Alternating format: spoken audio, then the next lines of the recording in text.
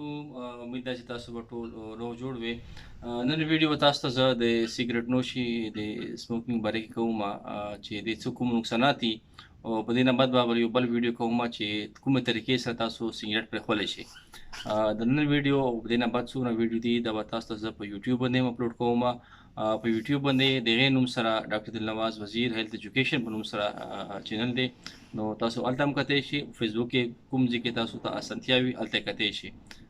دا مې ځکه په یوټیوب کې اپلوډ کوم چې کوم کسان فیسبوک نه یوز کوي، کوم کسان یوټیوب زیات یوز کوي، نو هغه پر سهولت وي. دې وجې نه ما په دواړه ځایونو کې به زه انشاءالله ویډیو اپلوډ کوم.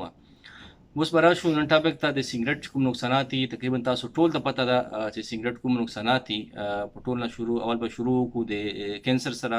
تقریبا د جسم هر یو حصې کینسر کې څه نه څه رول شته، په ځینې کې زیات دي ځینې کې کم دي.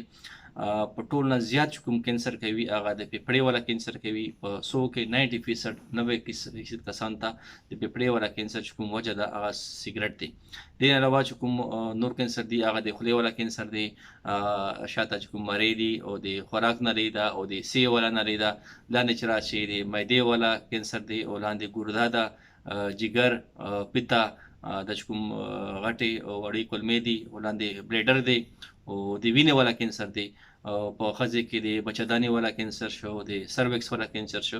دغه ټول کینسر کې چې کومه دی د سیګریټ یو رول دی. سیګریټ سره دغه چانس زیاتېږي. دې نه علاوه چې کومه د نورې بیماریانې دي، بیماریانو کې یو بیماري چې کومه ده په ټولو غټه بیماري، ځکه چې سیګریټ مو څکي هغه پیپړې ته ځي. پیپړې والا بیماري چې کوم ساه بندېږي، ساه بندي ورته وایي، هغه کوي. یو بل COPD دی چې کوم په هغه کې هم ساه ډېره زیاته بندېږي، اخر کار سړي ته اکسیجن پکارېږي، هغه بیماري ده. او یو بل دا چې کرونیک برونکایټس موږ ورته وایي، کوم کې بلغم ډېر زیاته راځي سړي ته، په 6 مهینې یو کال پر یا ډېر ټایم پر بلغم راځي، هغه بیماري کاس کوي. او دې علاوه معدې والا السر دی، معدې والا بیماریانې دي. او دې نه علاوه چې کومه د انفرټیلیټي ده، پانچ کوم ورته وایي، هغه امپوټنسي ورته وایي، په میل کې جنس بیماري ده، هغه هم کس کولی شي. او په ټول نه غټې بیماریانې چې کومې دي، بلډ پریشر، شوګر، په دې کې هم رول شته.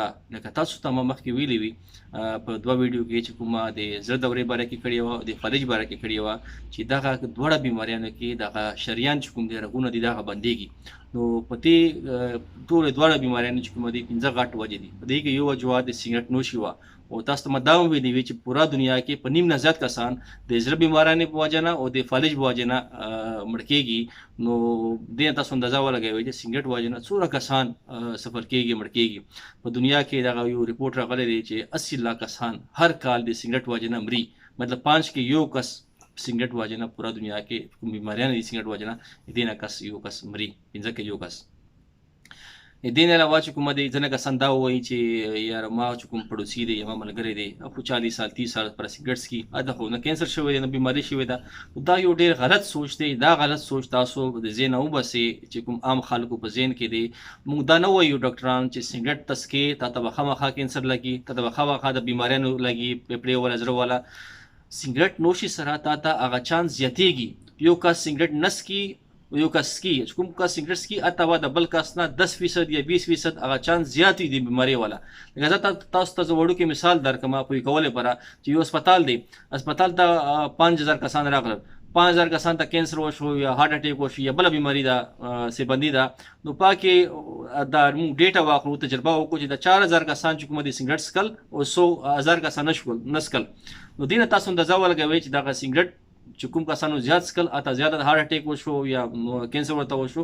دې طریقې سره پوره دنیا کې تجربات کېږي، ایکسپریمنټ کېږي چې کومه طریقې سره سیګریټ د رګونه باندې شریان بندوي، کومه طریقې سره سیګریټ چې کومه د کینسر کس کوي. نو دا موږ هسې خپل ځان نه وایو ډاکټران، په دې دنیا کې ریسرچ شوی. نو دا ذهن نه وباسئ.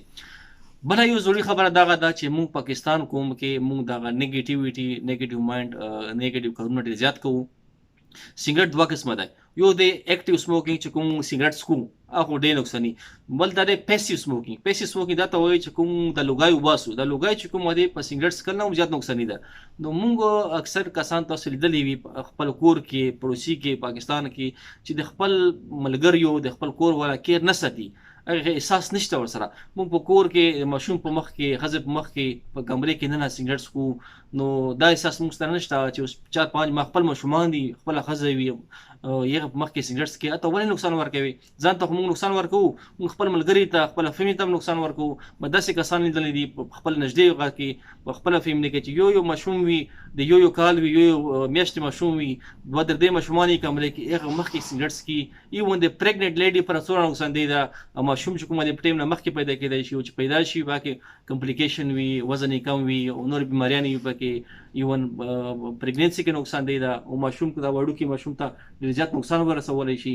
نو ایون ما تاسو په خپلې کمرې کې ملګری راشي ما ته تاسو ته راشي، تاسو شرم څه نشئ ورته ویلی، هغه بیا هم سګرټ څکي. په کار دی چا کې خپل احساس وي، په دا مصفه کې ابودابي کې په کیمپونه کې 10-12 کسان په یو کمرې کې وي، پکې یو 2 کس سګرټ څکي، دا احساس نشته ورسره چې نور ته کېدای شي الرجي وي، هغه تنګېږي، هغه غریب ما ته شرم څه نشي ویلی. ما د صرف 2 منټه لګي زه بهر ته لاړ شم سګرټ وڅکم بیا کمرې ته راشم، نو ولې خپل ځان د نور کسان ته تکلیف ورکوم، نقصان ورکوم؟ نو دا یو مهرباني وکړئ چې خپل سګرټ کور کې مسکې، ملګري په مخ کې مسکې، کوشش وکړئ چې پرېږدئ. په بله ویډیو کې تاسو دا وایم چې کوم طریقې سره پرېښودلی شي هغه طریقې باندې عمل وکړئ. او دغه عادتونه صرف مونږ کې دي، مونږ د بل چا نقصان کوو سوچ لرو او فایدې سوچ نه لرو. ما 2 کاله په انګلینډ کې تېر کړي دي. تاسو د خپل د امریکې والا یورپ والا ملګري نه تپوس وکړئ چې هلته چېرته انګریز د فیملي په مخ کې سګرټ څکي، ملګري په مخ کې سګرټ څکي، سوال نه پیدا کېږي چې د فیملي د ملګري په مخ کې سګرټ وڅکي او بهر ته لاړ شي سګرټ به وڅکي بیا به راشي. صحیح شو؟ نو دغه عادت ځان نه لرې کړئ. ډېره مهرباني. تھینک یو.